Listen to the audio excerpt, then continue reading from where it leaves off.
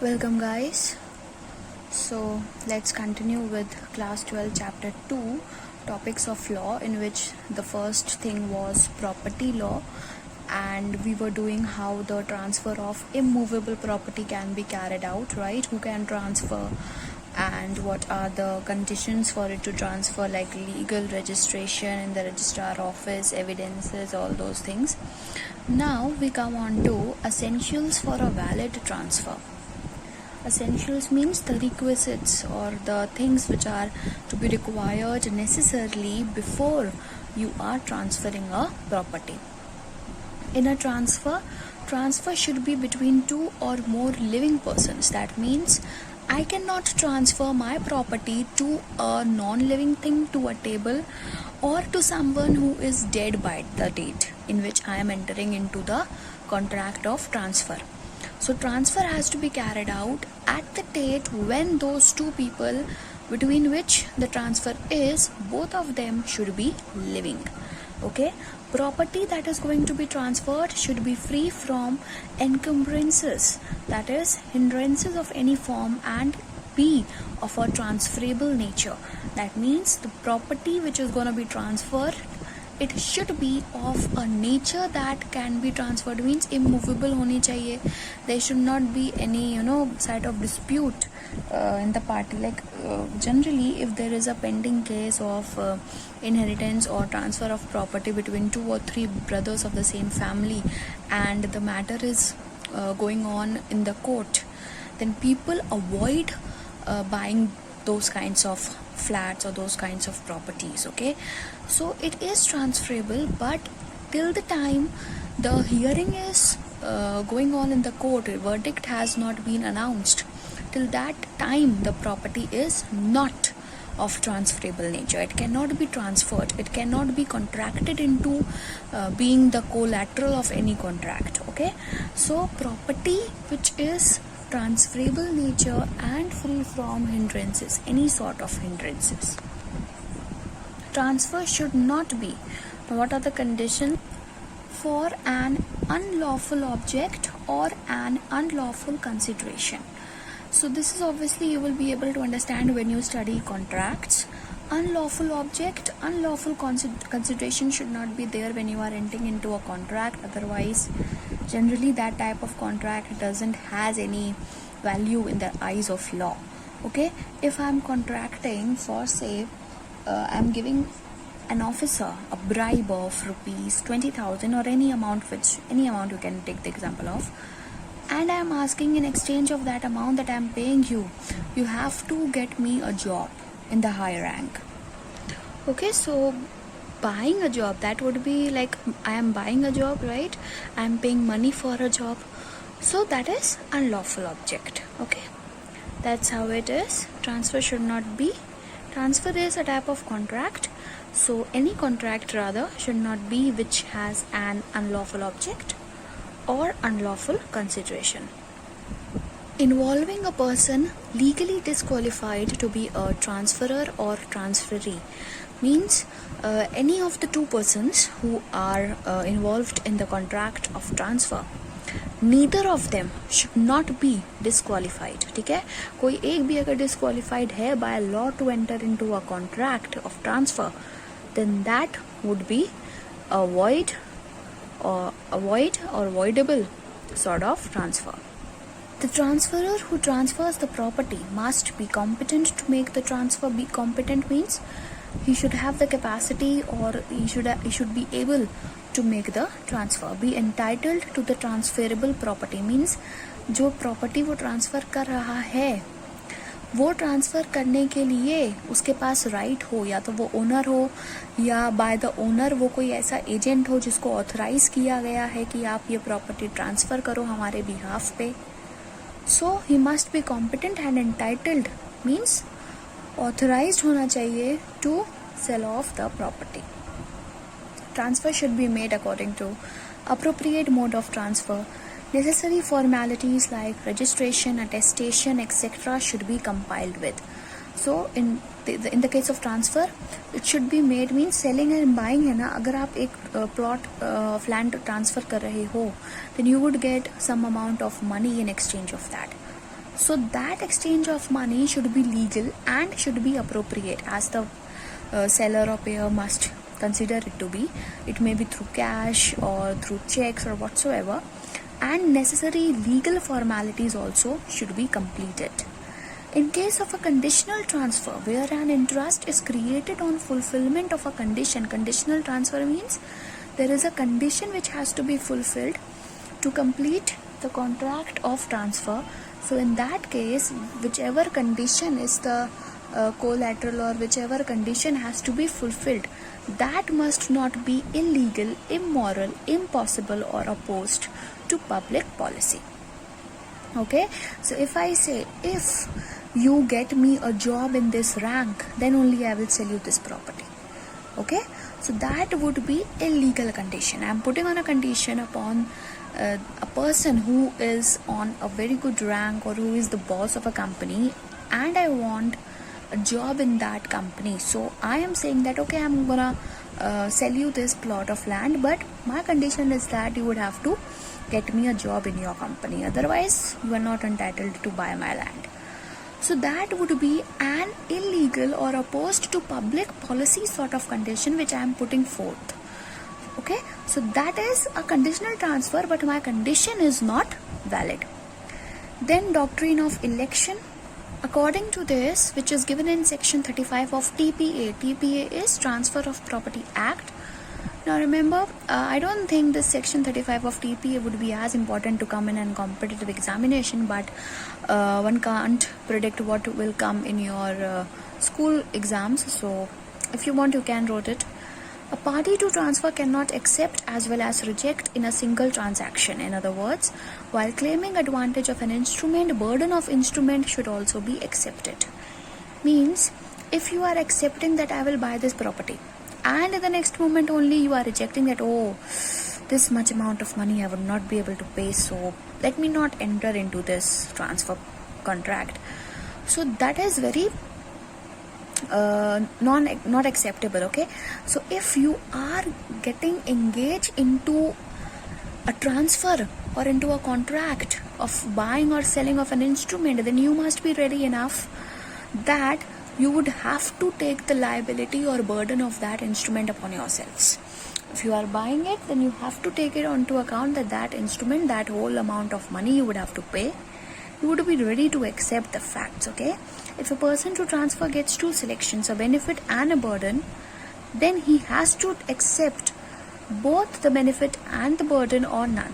He cannot accept the benefit and reject the burden in a single transaction. Okay, so acceptance and rejection cannot be done in a single transaction. He has to accept whatever good or bad things he is getting from the transfer.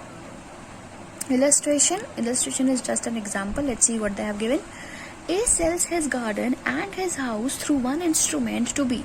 Through one instrument means at one go, at एक ही document में उसने दोनों चीजें B को बेच दी. Whereas B wants to retain only house and wants to cancel the transfer regarding garden. According to doctrine of election, B has to retain the garden if he wants to retain the house. Retain means to keep or cancel the whole transaction. B cannot retain the house and cancel the transfer regarding the garden.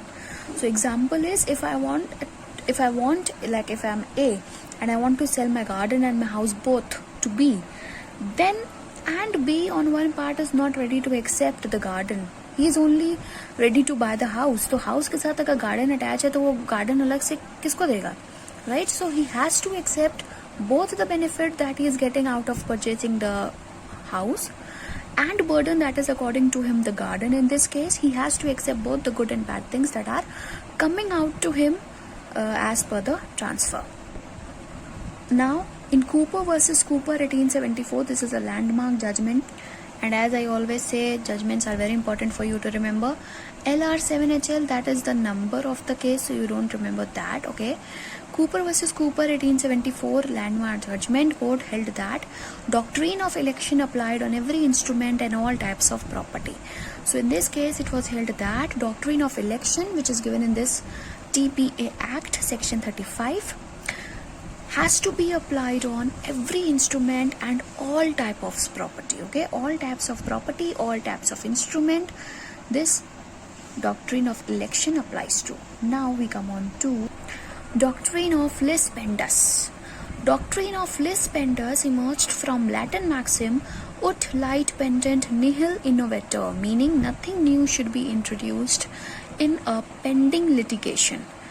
So this is as the you can see, it is a Latin phrase which means phrases in legal are basically called maxims, and every maxim in legal is very important.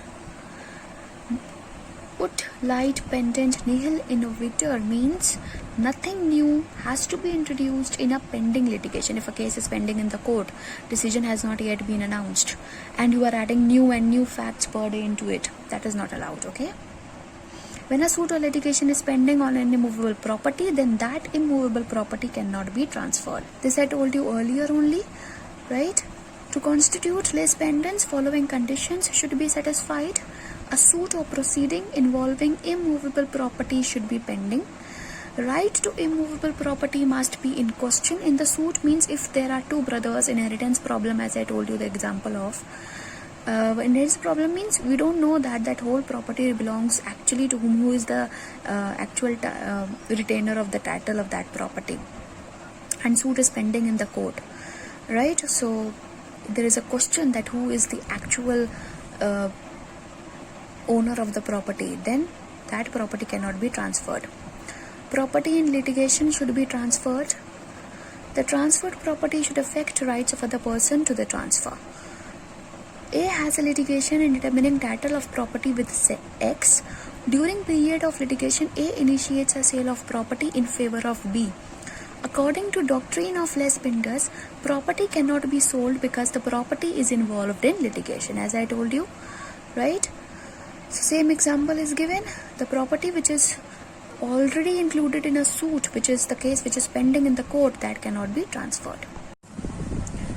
Now the next topic is sale. Sale means a transfer of ownership of property in exchange for a price. Right now we have seen what was transfer. Right now, when the title, that is the ownership, is transferred from one person to another in exchange of pecuniary limits, that means in exchange of a certain amount of money that usually happens, right?